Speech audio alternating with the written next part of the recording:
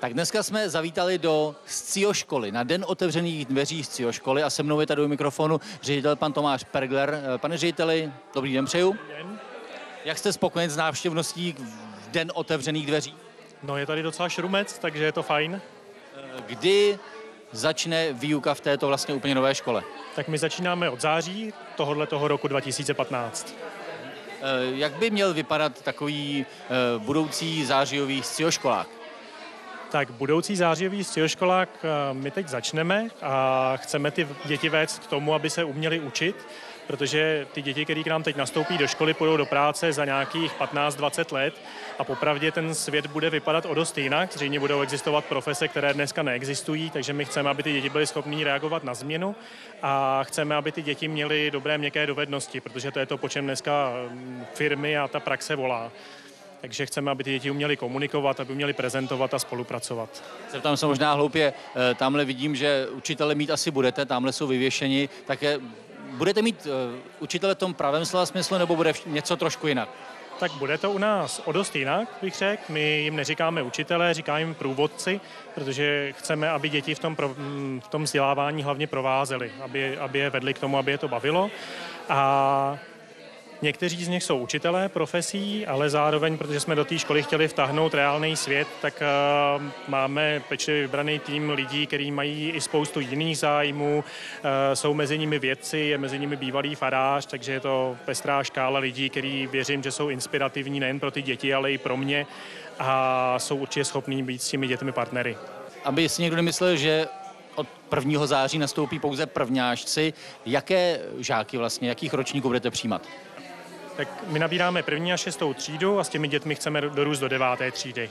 To znamená, děláme celou základku a teď je to 1. a 6. třída. Koukám, že tady máme jednu možná budoucí SCIO školačku, tak ji zkusíme, ne? Hned, pane řediteli. Můžeme. Můžeme. Jak pak se jmenuje, slečno? Bára. Ahoj, Báro. To je maminka? Ano. Tak se jí zeptáme, proč tě sem přivedla, jo? Můžu? Ano. Tak maminko Báry, dobrý den. Dobrý den. Proč jste se rozhodla, že se přijde podívat a že možná Báru dáte do téhle školy?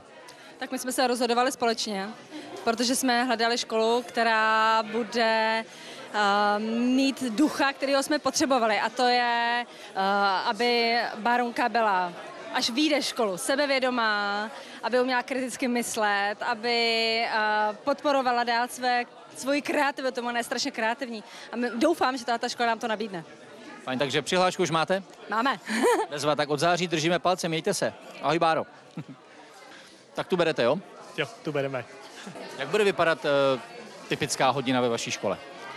Tak my asi nebudeme mít úplně typickou hodinu, my se chystáme učit různýma typama způsobů, to znamená, budou u nás jak přednášky, tak projekty.